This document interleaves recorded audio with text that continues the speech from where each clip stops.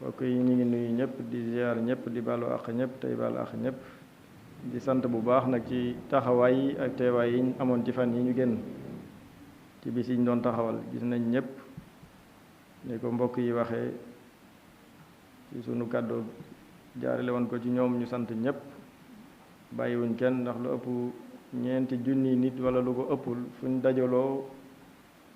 te ñëpp bokkandoo benn bëgg-bëgg muy lu baax loolu buñ ci génnee ci jàmm ak salaam war nañoo sant ñëpp sant ci sun borom bu wér nag sant ci it xaadimu rasul mi nga xam ne moo taxoon ñu koy def jaarale woon ko ci xalifaam bi jiitu muy Cheikh Mouhamadou Moustapha ñuy ñaan ñu fekkewaat ko at yu bari te képp ku fa teewoon ak ku bëggoon a teew te mënoo teew it sun borom defal la tawfeexi biir ak biti ñu mucc am jàmm zaahiran wa baatinan di fàttaliwaat ci weer wi nga xam ne ci lañu nekk muy rajab ni ko sëñ Aline Bay waxe léegi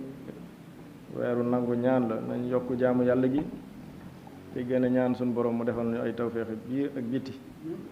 ndax weer wu ñuy nangoo ñaan la te ñaan mooy gànnaayul jullit bu nekk kon ñu gën cee góorgóorlu bu baax jot gañ war a am di ko defi leneen ñu toog ko ñaan ko suñu borom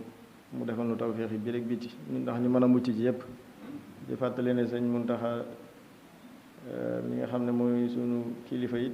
digle ne àllarba bii ñu jëm incha allah ñu jàng ay kaamil def ay sarax bu ko defee ñaan sunu borom mu musal ñu ci yépp rek te defal nu tawféex waaw musiba yi bari na ci jamono yi balaa yi bari na waaye nag nan def lim nu wax rek yàlla mën naa def moom ñu mucc ci yépp jërë ngeen jëf sant nañ ñëpp yàlla na yàlla defal dégg ak topp defal tawféex barke borom Tuubaa